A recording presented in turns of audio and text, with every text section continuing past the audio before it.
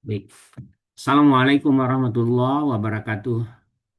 Alhamdulillahilladzi bini'matihi tatimmu shalihat. Alladzi anzalas sakinata fi qulubil mu'minin liyazdadu imana ma'a imanihim. Asyhadu an la ilaha illallah wahdahu la syarikalah wa asyhadu anna Muhammadan abduhu wa rasuluh. Allahumma shalli ala Muhammad wa ala ali Muhammad. Alhamdulillah puji dan syukur kita panjatkan kepada Allah Subhanahu wa taala. Pagi hari ini Allah masih beri kita sehat. Allah masih beri kita kesempatan ya kita bisa hadir pada pagi hari ini untuk mengikuti kajian-kajian yang akan disampaikan oleh Ustadz kita. Alhamdulillah juga pagi hari ini kita memasuki tanggal 1 Zulhijjah ya. Eh, Insya Allah kita sama semua 1 Zulhijjahnya dan kita akan Lebaran haji Idul Adha tanggal 27 mendatang hari Rabu depan ya. Em, Mungkin kita udah tahu semua bahwa tanggal 1 sampai tanggal 9, tanggal 10 itu adalah hari yang istimewa untuk kita beribadah kepada Allah. Mari Bapak Ibu sekalian kita optimalkan waktu kita untuk beribadah kepada Allah, memberikan amal-amal saleh ya, yang pahalanya luar biasa dalam 10 terakhir ini. Baik Bapak Ibu sekalian, pagi hari ini bersama kita bersama dengan Ustadz Wahid Rahman ya dalam kajian Tazkiyatun Nafs ya. Kita mulai acara kita dengan sama-sama membaca basmalah. Bismillahirrahmanirrahim. Kepada Ustadz kami persilakan Ustadz.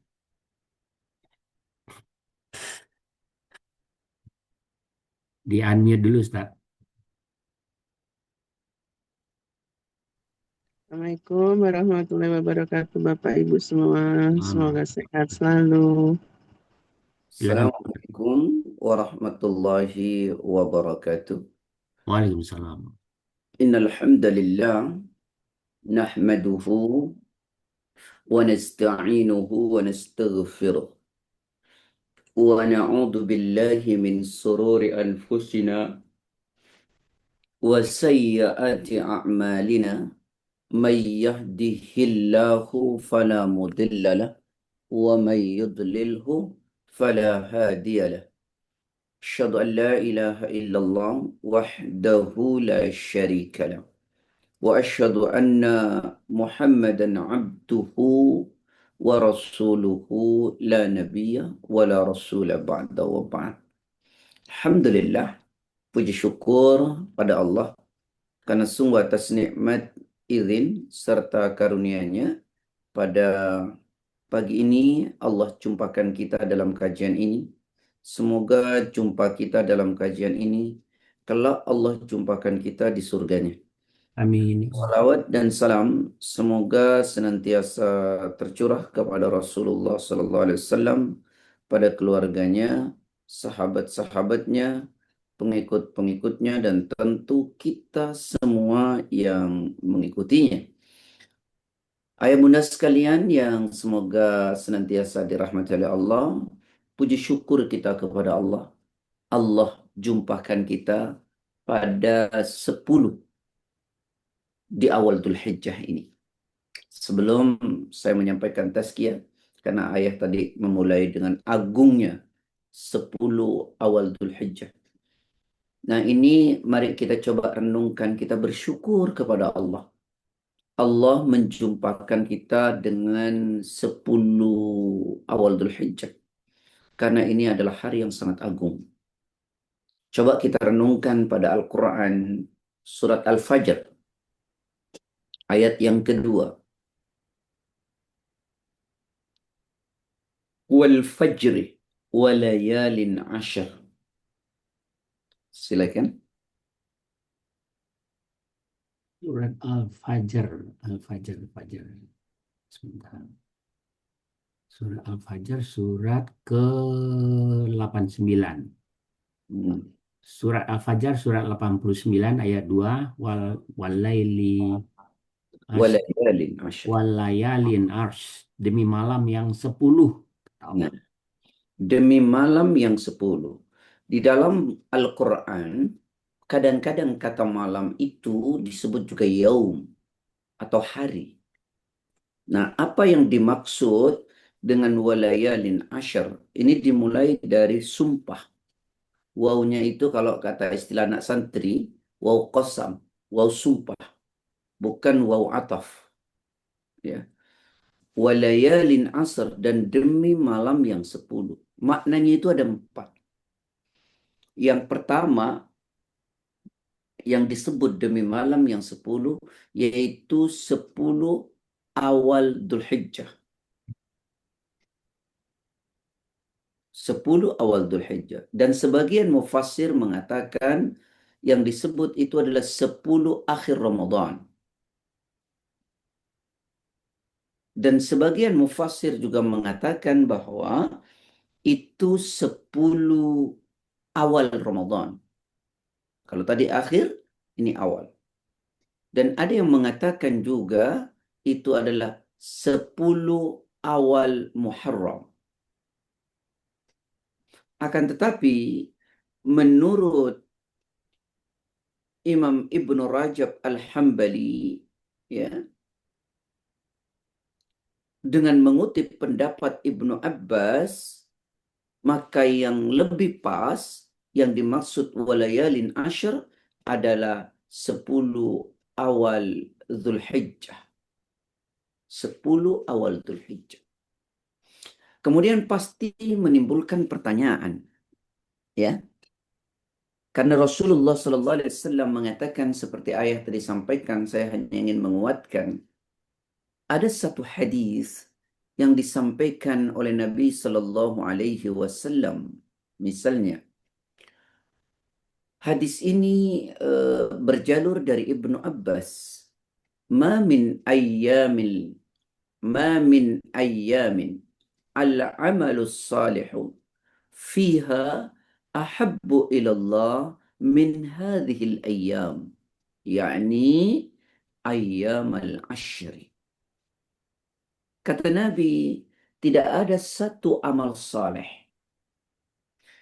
ahabbu ilallah yang lebih dicintai oleh Allah min hadhihi al-ayyam, yaitu amal saleh yang dilakukan hari-hari ini. Apa ini maksud hari-hari ini? Yakni ayyam al-ashr, yaitu 10 awal Dzulhijjah. Jadi kata Rasul, tidak ada amal saleh yang lebih dicintai oleh Allah melebihi amal saleh yang dilakukan di awal 10 Dzulhijjah. Amal soleh apa? Seluruh amal soleh apapun. Qalu, sampai para sahabat itu bertanya kepada Rasulullah, Ya Rasulullah, wahai Rasulullah, walal jihadu fi sabilillah. Bahkan jika dibandingkan dengan berjihad di jalan Allah, apakah masih lebih baik amal soleh yang dilakukan di awal 10 Dzulhijjah? Qala, Rasulullah sallallahu alaihi wasallam yang mulia menjawab, walal jihadu fi sabilillah. Bahkan jika dibandingkan dengan jihad di jalan Allah, masih lebih baik amal soleh yang dilakukan di awal 10 Dzulhijjah. Coba bayangkan, bahkan jika dibandingkan dengan jihad di jalan Allah. Illa, kata Nabi, kecuali ini satu amal. Apa itu? Rajulun kharaja binafsihi wa malihi falam yarji min dzalika bisyai'in.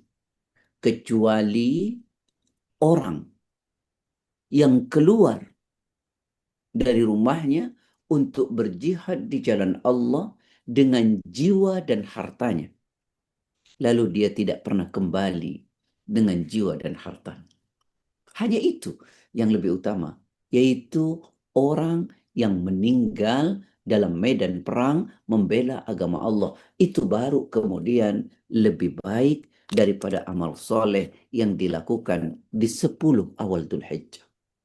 Tapi selain itu tidak ada yang bisa menandingi amal soleh yang dilakukan di 10 awal Dzulhijjah. Itu amal soleh yang paling dicintai oleh Allah. Maka kita bersyukur kepada Allah. Allah memberikan kita kesempatan jumpa dan dijumpakan dengan 10 awal Zulhijjah. Bersyukur betul. Tidak semua orang punya kesempatan jumpa. Mungkin ada pertanyaan nih yang menggelitik pada ayah bunda semua. Ustadz, bagaimana kalau dibandingkan dengan 10 akhir Ramadan? Apakah masih lebih baik di 10 awal Dzulhijjah? Menurut Imam Ibn Qayyim Al-Jauzi dalam kitab Zadul Ma'ad, bahwa malam 10 akhir Ramadan itu lebih baik daripada malam 10 awal Dzulhijjah. Tetapi siang hari di awal bulan Dzulhijjah, 10 Dzulhijjah, itu lebih baik daripada siang hari di 10 akhir Ramadan. Malamnya lebih agung 10 akhir Ramadan, siangnya lebih agung 10 awal Dzulhijjah. Begitu kata Imam Ibn Qayyim Al-Jauzi. Nah, karena itu jangan lupakan kesempatan itu. Jangan biarkan dia berlalu. Sementara kita tidak menumpuk amal saleh. Karena ahabbu ilallah, amal yang paling dicintai oleh Allah. Amal apapun, sedekah, baca Quran, salat malam, saum, membantu orang, berzikir, seluruh amal saleh.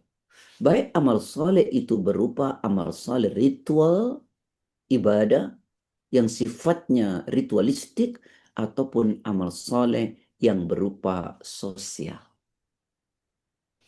Ustaz, apakah ada kekhususan amal selain amal umum yang diperintahkan oleh Rasulullah Sallallahu Alaihi Wasallam untuk kita lakukan di 10 awal Dzulhijjah?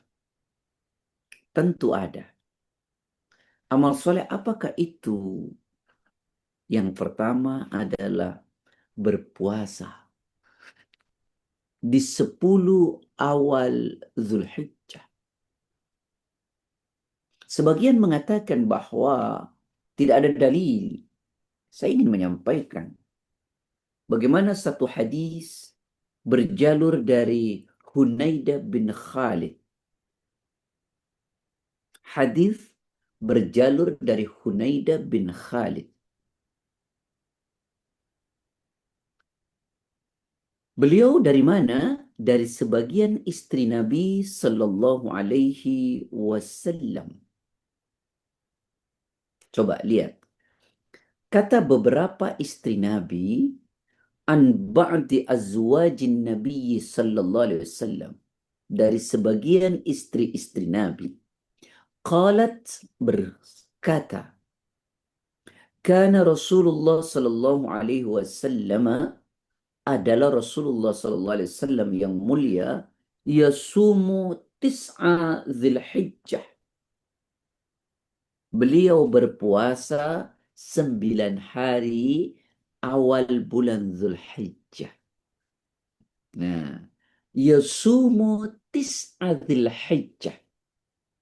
Beliau Nabi, kata istri-istri Nabi, berpuasa pada 9 awal Dzulhijjah. Ya.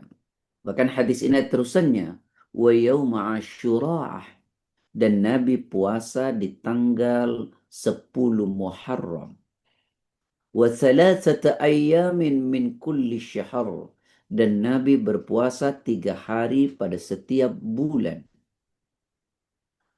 Kemudian awwala itsnaini minasyahr wal khamis, dan Nabi juga berpuasa hari Senin dan hari Kamis. Jadi adakah hujjah yang menjelaskan bahwa Nabi berpuasa di 9 awal Dzulhijjah? hadis dari Hunaidah ya bin Khalid, dan Hunaidah bin Khalid mendapatkan informasi dari istri-istri Nabi, kecuali yang tidak meriwayatkan Aisyah yang mengatakan ma ra'aitu Rasulullah sallallahu alaihi wasallam shaiman fil ashri qattu. Ini kata Aisyah, aku tidak pernah melihat Rasulullah SAW berpuasa pada 10 hari bulan Dzulhijjah sama sekali. Nah, menjelaskan dua hadis seolah berbeda. Yang pertama hadis dari Aisyah, Imam Ibnu Hajar Al-Asqalani, penulis kitab Bulughul Maram min Jam'i Adillatil Ahkam, beliau mengatakan bahwa Nabi Sallallahu Alaihi Wasallam meninggalkan puasa ketika itu, padahal beliau suka melakukannya, hanya karena khawatir umatnya menganggap puasa itu hukumnya wajib. Jadi sekali-kali Nabi meninggalkan puasa 10 awal Dzulhijjah, ya, padahal Nabi melakukannya, suka melakukannya, hanya khawatir umatnya menganggap puasa tersebut wajib. Nah, itu kata Imam Ibnu Hajar ketika menjelaskan hadis yang disampaikan oleh Aisyah. Imam Ahmad bin Hambal, ya, satu dari 4 mazhab termuda, menjelaskan, kata beliau, bahwa ada riwayat yang menyebutkan hal yang berbeda dengan riwayat Aisyah, ya, Hafsah yang mengatakan 10 selalu berpuasa, Aisyah tidak. Ya, kata Hafsah mengatakan bahwa Nabi Shallallahu Alaihi Wasallam tidak pernah meninggalkan puasa pada 9 hari Dzulhijjah. Nah, untuk mengkompromikan, sebagian ulama menjelaskan bahwa jika ada pertentangan antara perkataan Aisyah yang mengatakan bahwa Nabi Sallallahu Alaihi Wasallam tidak pernah berpuasa 9 hari Dzulhijjah, dan perkataan Hafsah yang mengatakan bahwa Nabi, ya, selalu berpuasa pada 10 awal Dzulhijjah, maka yang dimenangkan adalah perkataan yang menetapkan adanya puasa 9 Dzulhijjah. Begitu kata Imam Ahmad bin Hanbal. Jika dua pertentangan, yang satu mengatakan tidak, yang satu mengatakan iya, maka yang ditetapkan adalah yang mengatakan iya. Ya. Namun dalam penjelasan lain, Imam Ahmad juga menjelaskan bahwa maksud Aisyah Rasulullah tidak berpuasa adalah Nabi SAW tidak pernah berpuasa, kata Aisyah, penuh selama 10 hari Dzulhijjah. Sedangkan maksud riwayat Hafsah, Nabi SAW berpuasa di mayoritas hari yang ada di 10 awal Dzulhijjah. Jadi hendaknya berpuasa sebagian hari dan berbuka sebagian hari. Itu pendapat yang lainnya. Jadi tidak utuh, tapi berpuasalah pada 10 awal Dzulhijjah, ya, tidak seluruh utuh, tapi berpuasa. Kalau boleh saya simpulkan, kesimpulannya adalah boleh berpuasa penuh selama 9 hari bulan Dzulhijjah, 1 sampai 9. Atau boleh berpuasa beberapa hari pada bagian harinya. Ya, jadi silakan, ada hujjah. Tetapi nih ya, tetapi saya sampaikan, tetapi tolong direnungkan pelan-pelan bahwa ada satu hari yang ditetapkan, yaitu tanggal 9 Dzulhijjah. Ini disebut dengan hari Arafah. Nah, mana dalilnya? Ya, ini nanti ada perbedaan nih ya. Ini penting untuk kita pahami. Ya. Saya ingin menjelaskan dulu keutamaannya hari Arafahnya. Baru nanti puasa Arafahnya. Karena ada perbedaan yang sedang haji dan yang tidak haji. Bagaimana kedudukan puasa Arafah? dan bagaimana agungnya hari Arafah. Kata Nabi, ya, di antara keutamaan hari Arafah ya, kata Nabi, ma min yaumin aktsara min ayyatiqallahu fi abdan minan nari min yaumi Arafah. Wa innahu, ya, la yadnu thumma yubahi bihimul malaikata fayaqulu ma arada haula. Di antara hari yang Allah banyak membebaskan seseorang dari sentuhan api neraka adalah hari Arafah. Yang dimaksud adalah orang yang berpuasa, yaitu maksudnya orang yang berada di Arafah, yang sedang haji. Ya. Dia akan mendekati mereka yang sedang wukuf di Arafah, lalu akan menampakkan keutamaan mereka pada para malaikat. Kemudian Allah berfirman, apa yang diinginkan oleh mereka, maka dikabulkan. Cuma saja kadang-kadang banyak orang Indonesia ini kalau wukuf di Arafah, daripada bermunajat dan berzikirnya, itu lebih banyak foto-fotonya. Itu yang sering jadi masalah. Padahal itu hari sangat agung ketika kita berada di Arafah, di mana hari orang dibebaskan dari sentuhan api neraka dan doa-doanya diijabah oleh Allah Subhanahu wa taala. Ya, itu keutamaan bagi orang yang haji dan sedang wukuf di Arafah. Bahkan Nabi mengatakan, khairud du'a, du'a'u yaumi Arafah. Sebaik-baik doa adalah doa pada hari di Arafah. Ya, kita sudah lewat semua ya. Nah, tahun ini saya pun tak haji, ayah mungkin sudah lewat. Ya, tapi insya Allah sudah digunakan sebaik-baiknya kesempatan kita di Arafah. Tetapi Arafah itu hanya bermakna besar ketika berada di tanggal 9 Dzulhijjah. Ketika sudah lewat dari tanggal 9 Dzulhijjah, maka Arafah tempat biasa. Dia menjadi tempat yang sangat agung ketika berada pada tanggal 9 Dzulhijjah. Ketika sudah lewat tanggal 9 Dzulhijjah, maka dia hari biasa. Nah, kemudian bagi kita yang tidak haji, nah kita kan tidak ada di Arafah, ada keagungan yaitu puasa di hari Arafah. Puasa di hari Arafah. Baik, coba renungkan baik-baik. Hadis. Ada dua hadis yang ingin saya sampaikan tentang keagungan puasa Arafah yang maknanya sama, redaksinya berbeda. Menurut hadis dari Abu Qatadah, Rasulullah sallallahu alaihi wasallam bersabda, "Siyamu yaumi Arafatah ahtasibu 'ala Allahi ayyukaffira as-sanata allati qablahu was-sanata allati ba'dahu." Ya, jadi kata Nabi, puasa Arafah adalah menghapuskan dosa setahun yang lalu dan setahun yang akan datang.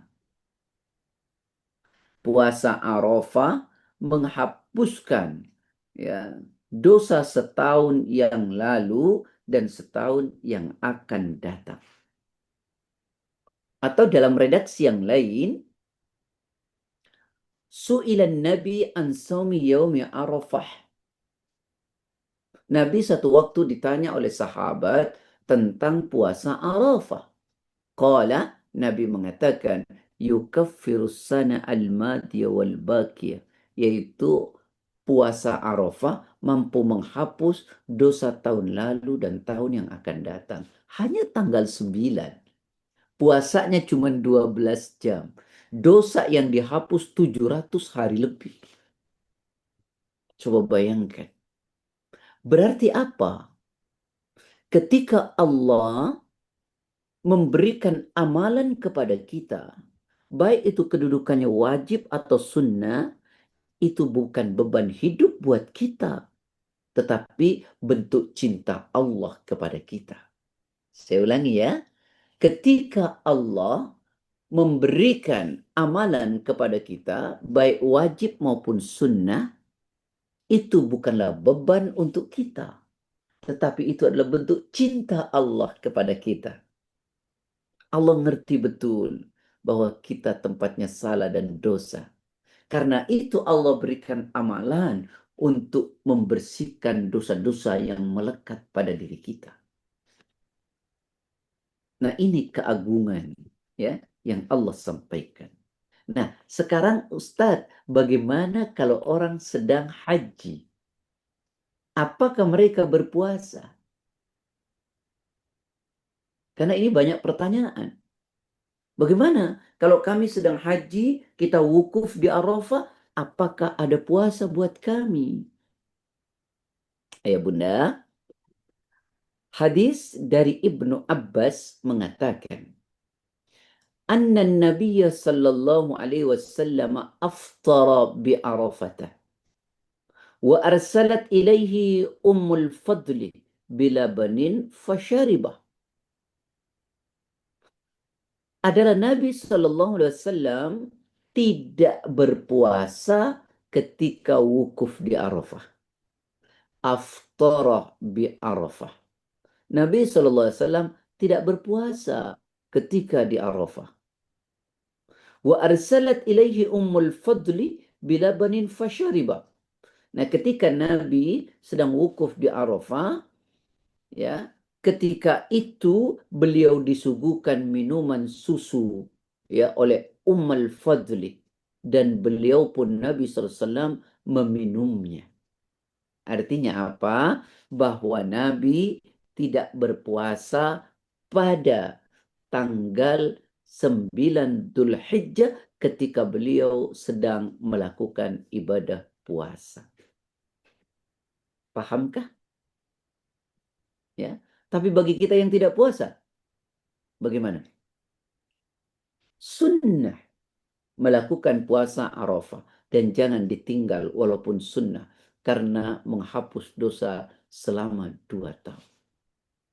Nah, sekarang muncul pertanyaan, apakah puasanya adalah bersamaan dengan wukuf di Arafah atau menurut penanggalan negeri masing-masing? Kan ini jadi perdebatan panjang yang tak pernah selesai. Apakah kami berpuasa tanggal 9 Dzulhijjah karena dengan wukuf Arafah? Atau saya berpuasa tanggal 9 Dzulhijjah dengan penanggalan yang ada di negeri kita masing-masing? Tolong renungkan ya ayah bunda, agar tidak terjadi perdebatan yang tak ada juntrungannya. Ini kalau paham ini, orang tak berdebat. Apa itu? Puasa Arafah itu sudah dilakukan oleh para sahabat sebelum Nabi melakukan wukuf di Arafah. Nabi haji hanya sekali, yaitu haji wada. Nah, sebelum haji itu sudah ada puasa tanggal 9 Dzulhijjah. Jadi belum ada orang wukuf. Puasa itu sudah ada sebelumnya.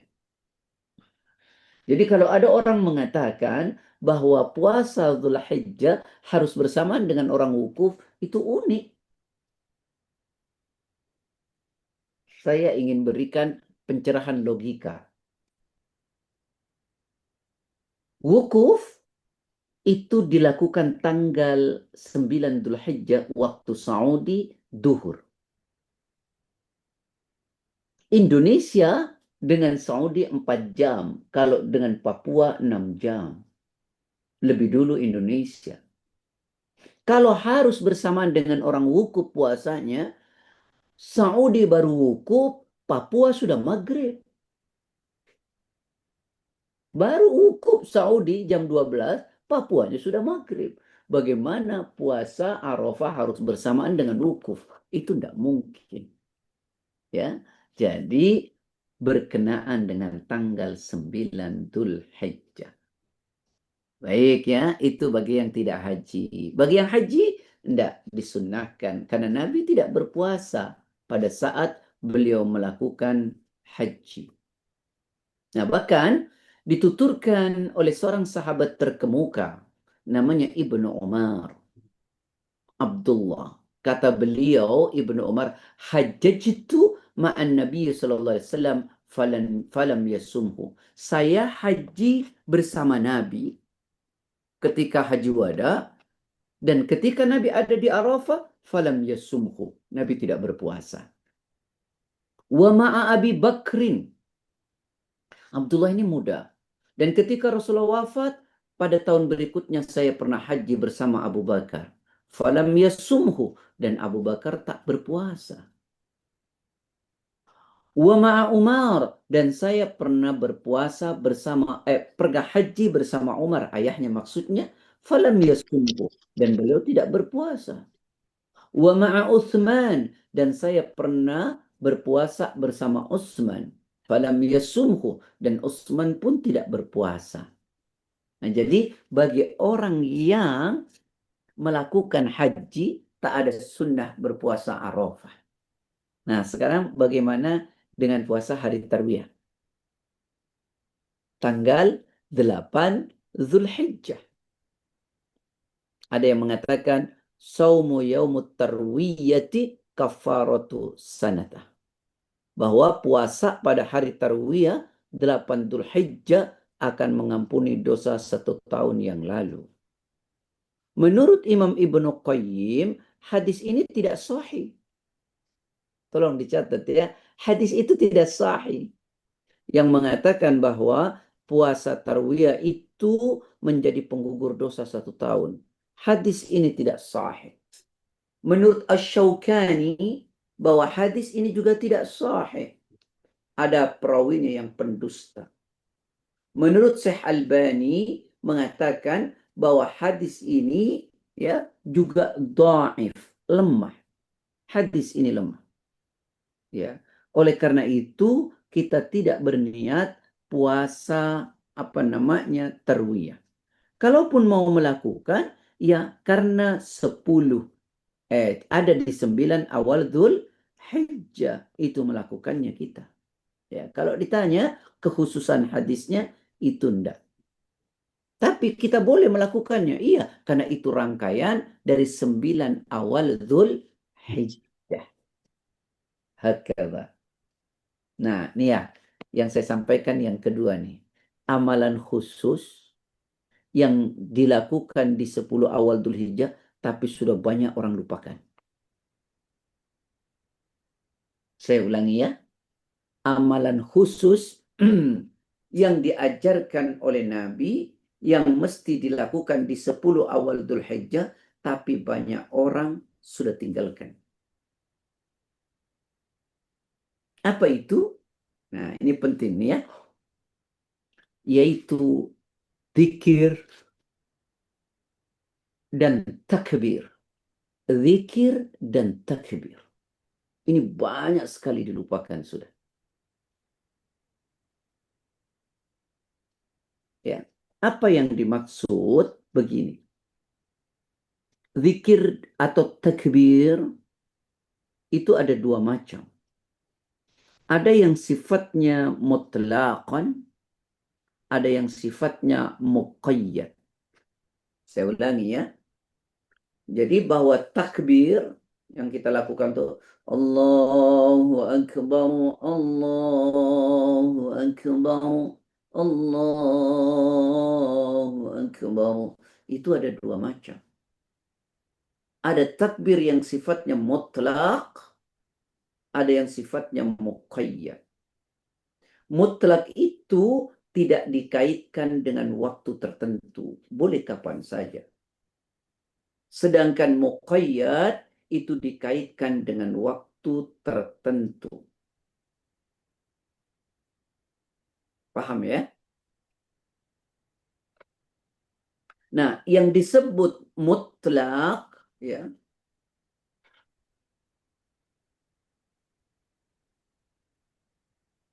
boleh dilakukan di pasar, di masjid, di jalanan, ya.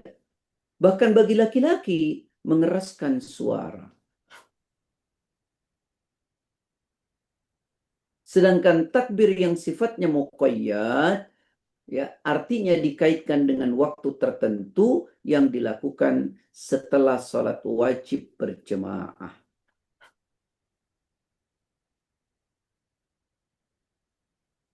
Nah, kapan takbir muqayyad itu dilakukan? Takbir muqayyad bagi orang yang tidak haji, tolong renungkan ya. Takbir muqayyad bagi orang yang tidak haji, ya, itu dimulai saat sholat subuh tanggal 9 Dzulhijjah. Sampai waktu asar hari tasyrik tanggal 13. Saya ulangi ya, bagi orang yang tidak haji, takbir muqayyad itu dimulai nanti tanggal 9 Dzulhijjah pada saat selesai sholat subuh. Berakhir di tanggal 13 Dzulhijjah saat sholat asar.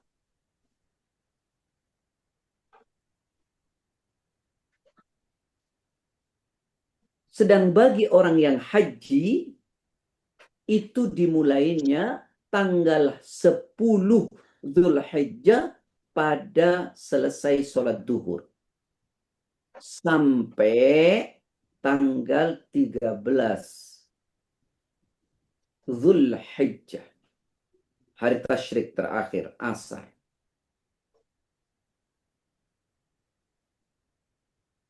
Saya ulangi ya. Bahwa bagi orang yang haji, takbir itu dimulai tanggal 10 Dzulhijjah duhur. Sampai asar tanggal 13 Dzulhijjah.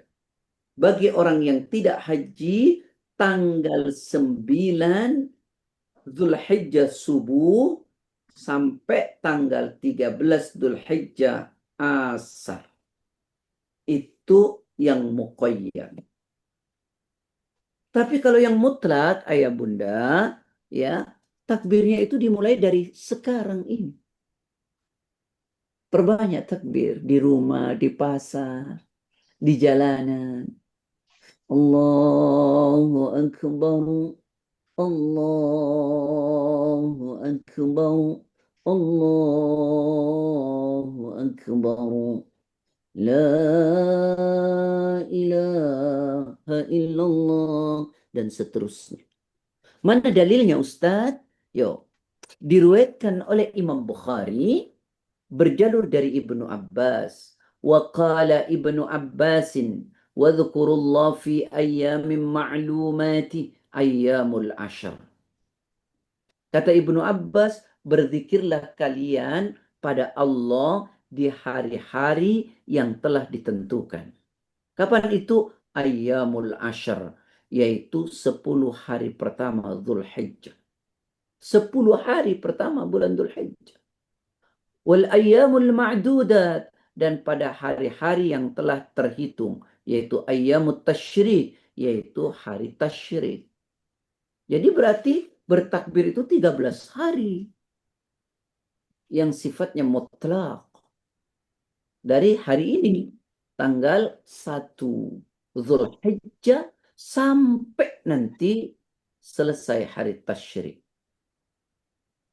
Wa kana Ibnu Umar, dan adalah anaknya Umar, Abdullah, wa Abu Hurairah, dan Abu Hurairah, yakhrujani ila suq, mereka berdua pergi ke pasar.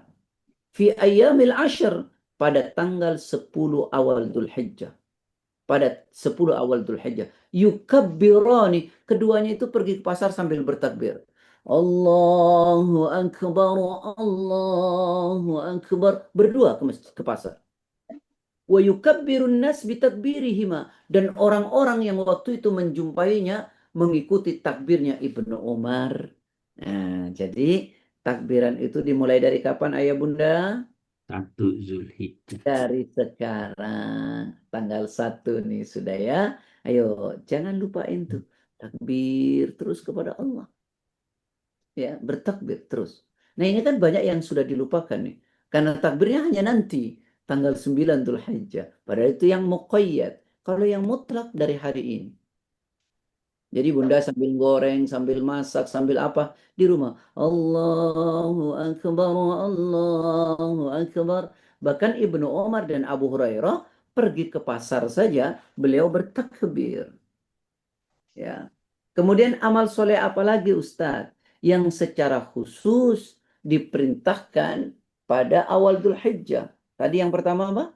Zikir. Puasa. Terus puasa. Ya, 9 hari. Atau kalau tidak, Arafah saja. Gitu. Yang kedua adalah takbir. Dari tanggal 1 sampai tanggal 13. Itu yang khusus. Kalau secara umum apa saja? Nah, sekarang apalagi amalan yang disunahkan? Yaitu berkurban. Nanti tanggal 9 Dzulhijjah. Berkurban.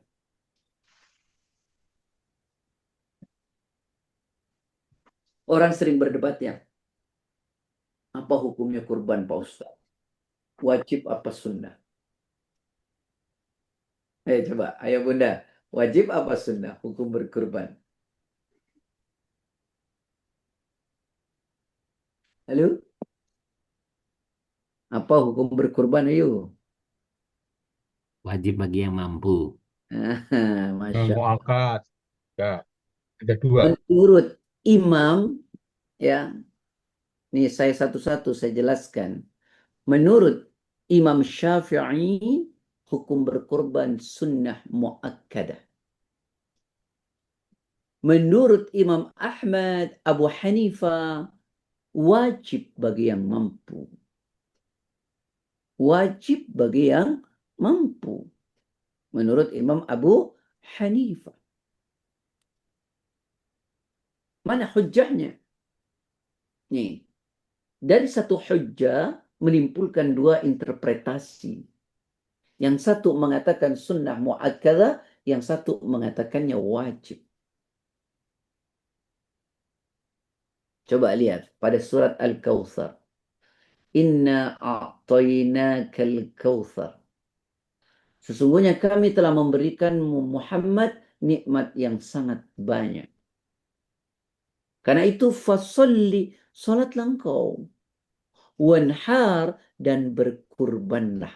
Berarti perintah. Asal perintah itu wajib. Nah tentu bagi yang mampu.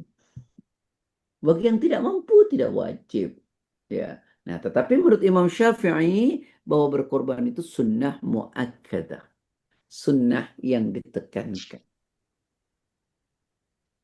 Itu hukum apa? Berkurban. Nah, dengan dalil yang lain ya, bahwa berkurban itu dikatakan wajib. Nah, ini penting nih.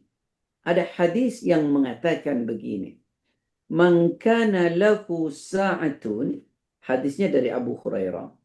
Diriwayatkan oleh Imam Ahmad, Imam Ibnu Majah, disahihkan oleh Imam Hakim. Man kana lahu sa'atun wa lam yudhhi fala yaqrabanna musallana. Barang siapa punya keluasan harta, lalu dia tidak berkurban, maka jangan dekat-dekat dengan tempat sholatku, kata Nabi. Diusirnya sama Nabi. Jadi barang siapa punya kemampuan harta, lalu dia tidak berkurban, Nabi bilang, fala yaqrabanna musallana. Jangan dekat-dekat dengan tempat sholatku.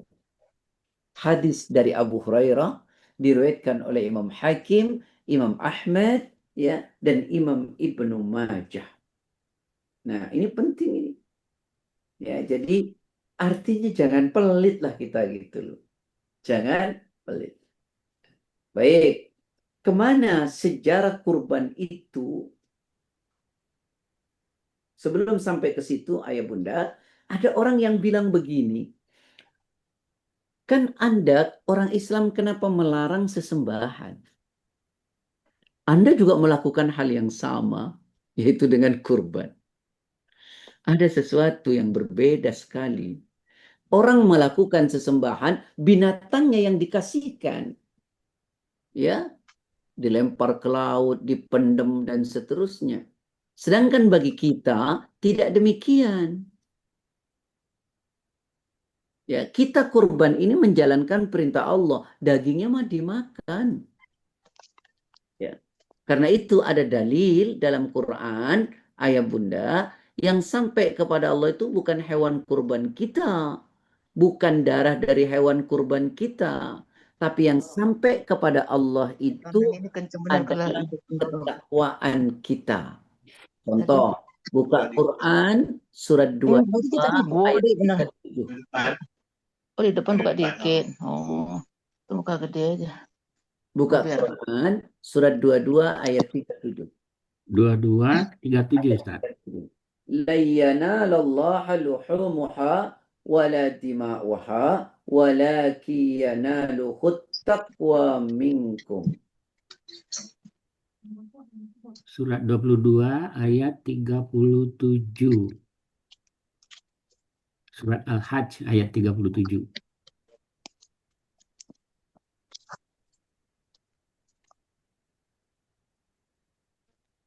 Lantana, oke, baik. Daging hewan kurban dan darahnya itu sekali-kali tidak akan sampai kepada Allah, tetapi yang sampai kepadanya adalah ketakwaan kamu. Demikianlah dia menundukkannya untukmu agar kamu mengagungkan Allah atas petunjuk yang dia berikan kepadamu. Dan sampaikanlah kabar gembira kepada orang-orang yang berbuat baik. Jadi tidak akan pernah sampai kepada Allah daging dari hewan kurban kita dan juga darahnya. Yang sampai kepada Allah itu ketakwaan kita, kemauan kita melakukan perintah Allah dan menjauhi larangannya. Nah itu. Nah kalau kita ditanya tentang latar sejarah kurban, yuk kita buka yuk sama-sama. Surat 37 ayat 100 sampai 107.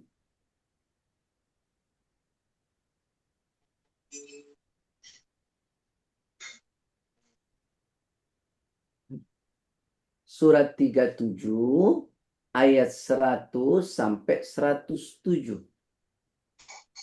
Rabbi habli ya Rabbi habli minas salihin fabasharnahu bighulamin halim falamma balagha ma'ahu as-sa'ya qala ya bunayya inni ara fil manam anni adbahuka fanzur madza tara qala ya abati if'al ma tu'mar satajiduni insyaallah minas sabirin.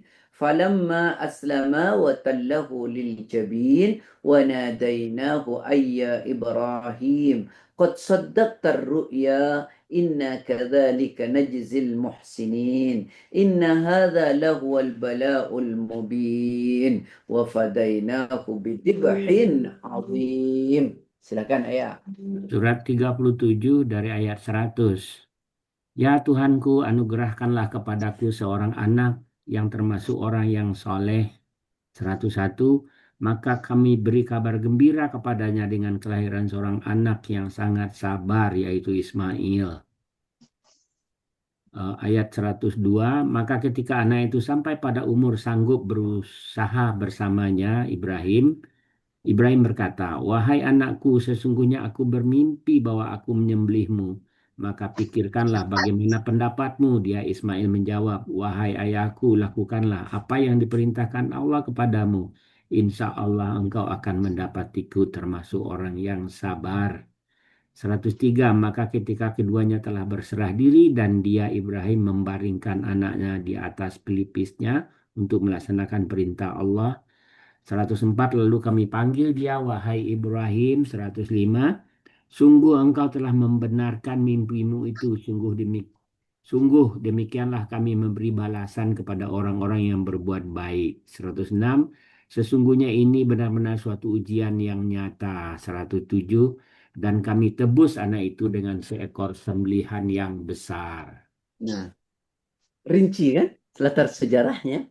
Nah, mari kita lihat cobaan yang terjadi. Coba perhatikan dari ayat 100 tadi.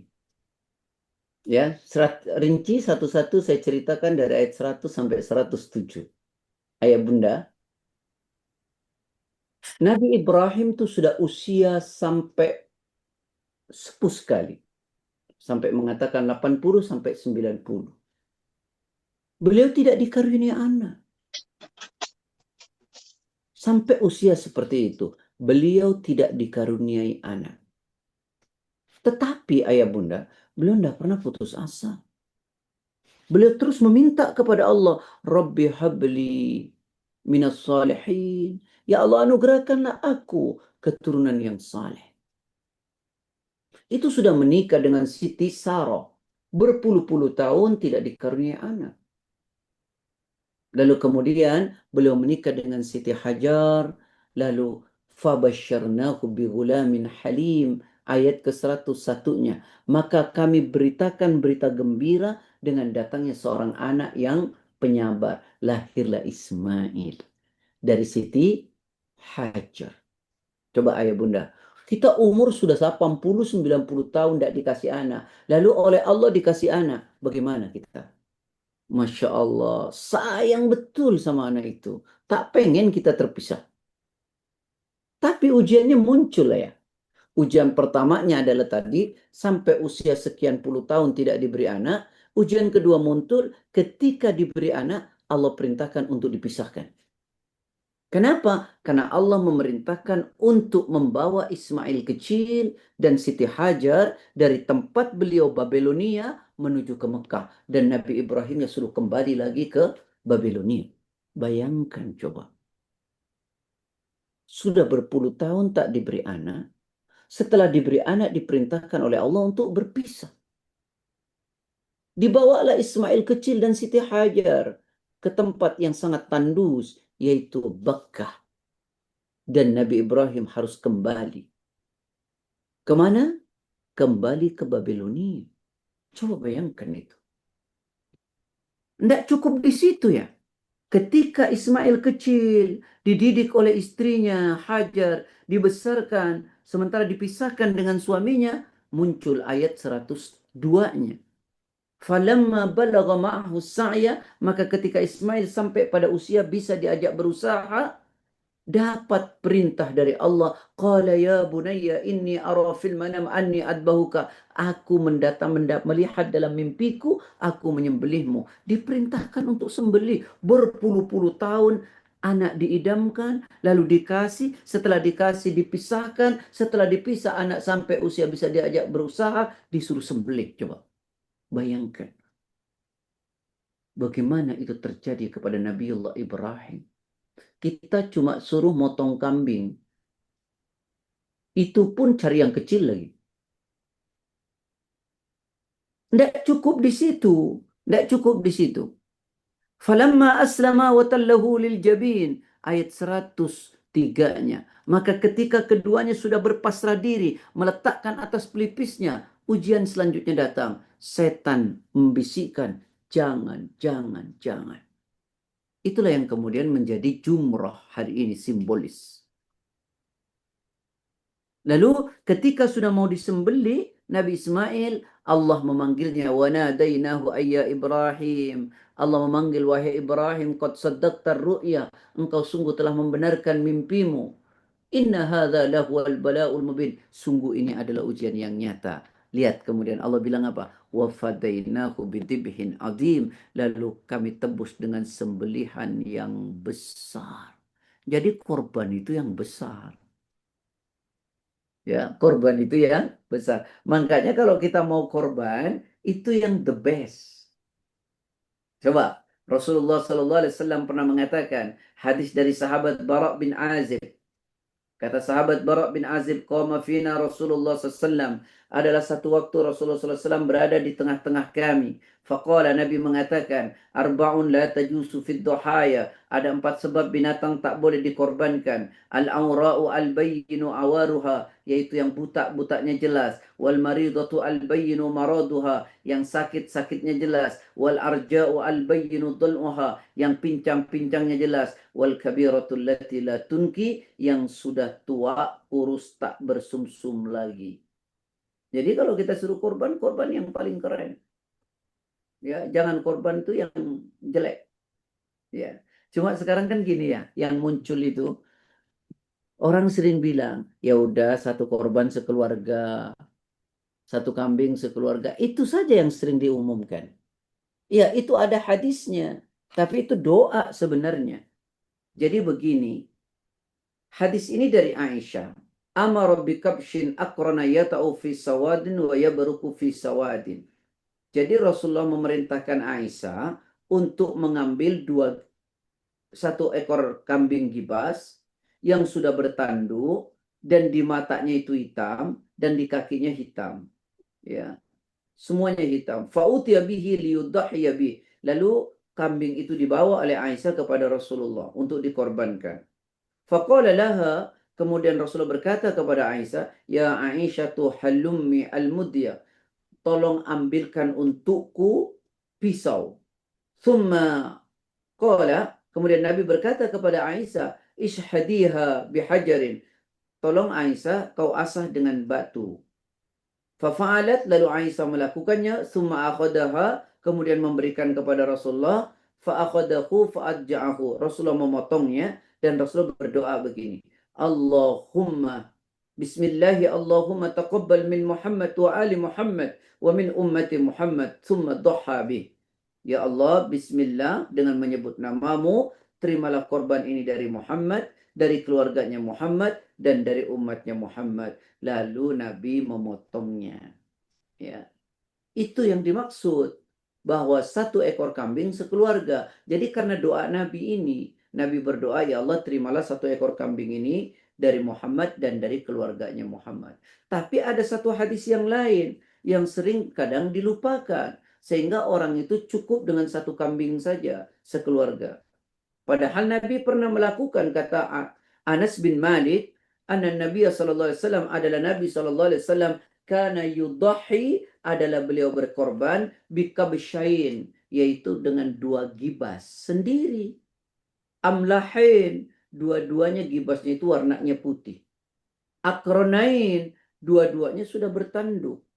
Wa yusamma wa yukabbir. Nah, ketika Nabi memotongnya, Nabi membaca bismillah dan bertakbir. Wa yadau rijlahu ala sifahima, beliau meletakkan kakinya atas pelipisnya.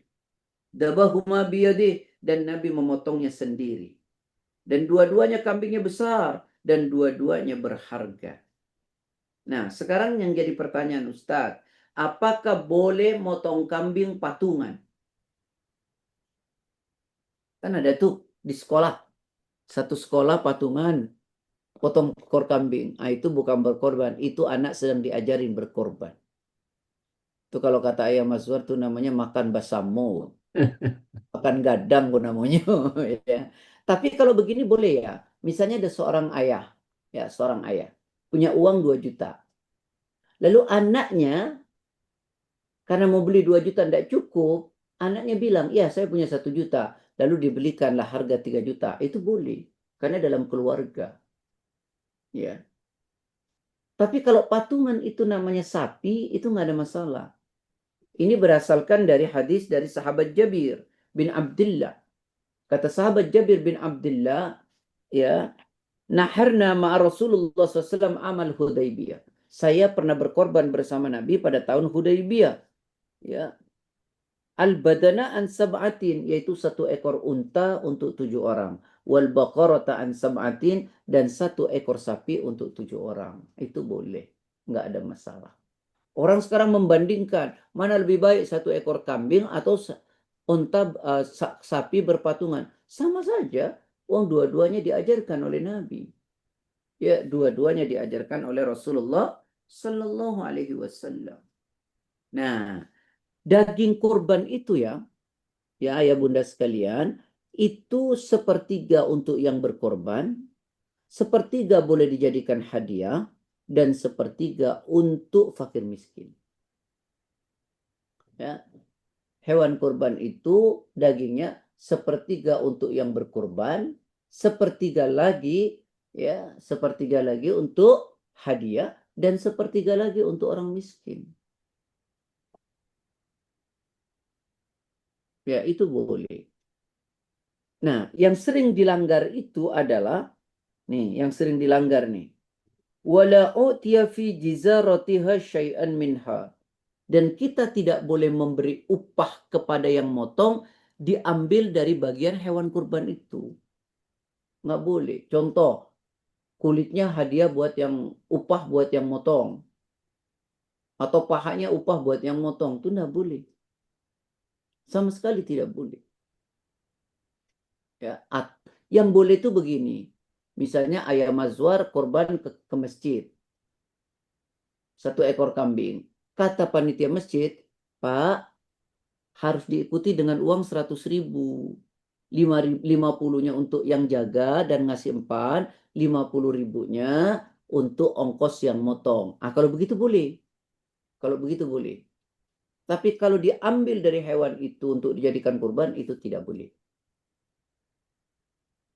Tapi kalau yang berkorban ngasih uang untuk pemeliharaan dan yang motong itu boleh. Nah, ini juga tidak boleh nih. Kadang-kadang orang operasional dari berkorban itu ngambil kas masjid. Itu nggak boleh. Karena masjid tidak berkorban. Ya, nggak boleh. Ngambil kas masjid buat yang motong, buat kebersihan, tidak boleh. Ya, karena itu tanggung jawab yang berkorban. Makanya zaman dulu sebenarnya ya, tidak ada orang berkorban ke masjid. Semua orang berkorban itu motong sendiri. Begitu di zaman Nabi sebenarnya. Ya, tapi kan kalau sekarang semua orang motong sendiri, waduh bau kayak apa nanti? Ya, kalau saya itu malah sepakat tuh, potongnya di tempat pemotongan hewan saja lah. Nanti nyampe ke kampung kita ini sudah dipotong-potong lah begitu. Itu mestinya. Dan itu lebih bersih, cuman syiarnya memang kurang. Karena di Indonesia, di Jakarta terutama, tempatnya sudah sempit-sempit, jadi bau kemana-mana. Ya, begitu. Wallahu a'lam. Jadi saya menjelaskan tentang kurban nih dan keutamaan awal bulan Dzulhijjah. Karena ayat tadi memulai itu, saya ingin memperkuat dalilnya. Baik, mungkin ada pertanyaan. Ya, ini kepake banget nih Ustaz. Baik. Pak, Baik, silakan Bapak-bapak ada yang mau. Pak Oke. Maswar tanya, Pak Maswar. Silakan Pak Bersyukur. Ya, terima kasih Pak Maswar. Assalamualaikum warahmatullahi wabarakatuh. Pak Ustadz, Waalaikumsalam. mohon penjelasannya Ustadz ya. Jadi selama 3 tahun ini kami ini berkorban di NTT. Pertama karena ada Ustadz yang di dekat rumah kami itu memang orang NTT dan dia beri informasi di NTT itu sebagian besar umat Kristen. Orang Islamnya sedikit dan kemudian itu mengharapkanlah dari sini itu untuk korban saya kok melihat seperti itu terus saya korban di sana. Nah, korban di sana itu kita tidak bisa memilih hewan yang besar yang apa karena ustadznya menentukan nih sapinya di sana seperti ini harganya sini jadi 1 orang sekian. Nah, itu sebaiknya apakah saya tetap korban di sana karena melihat manfaatnya bagi orang miskin di sana ya Ustadz ya, orang Islam miskin di sana. Di tempat kami ini kalau korban di komplek kami ini orang pulang itu orang-orang yang diberikan itu dapat 1 kilo daging, sedangkan di NTT itu jangankan 1 kilo, setengah kilo pun tidak dapat. Nah ini bagaimana sebaiknya Ustadz? Terima kasih. Baik, Ayah Syakur. Jadi sebenarnya Ayah, bahwa berkorban itu yang terbaik di tempat kita masing-masing. Nah, tapi jangan berhenti di situ. Sebaiknya berkorban itu di tempat kita masing-masing. Dan sebaiknya berkorban kita sendiri yang memotong. Dan sebaiknya berkorban kita menyaksikan. Dan sebaiknya berkorban kita mengambil bagiannya sepertiga. Nah, itu ya. Tetapi apakah itu keharusan? Tentu tidak. Seandainya orang berkorban hanya di tempat masing-masing, korban hanya berkumpul di tempat orang-orang kaya. Sehingga nanti di tempat-tempat miskin cuma namanya apa? Hari kurban, tetapi nggak ada hewannya yang dipotong. Nah, maka tidak ada masalah. Satu, akan apa? Bermanfaat buat orang miskin. Yang kedua akan jauh menjadi syiar. Apalagi di situ banyak orang non-Muslim. Ya, itu akan menjadi syiar. Ya, maka tidak ada masalah. Dan itu juga menjadi kebiasaan saya ya. Di kampung saya itu dulu, kalau saya tidak bawain kurban dari Jakarta, ya cuman sholat doang. Namanya saja Idul Adha, tidak pernah potong hewan kurban. Nah, sedangkan di tempat kami, Masya Allah, kadang sapi berpuluh-puluh, kambing berpuluh-puluh, Masya Allah.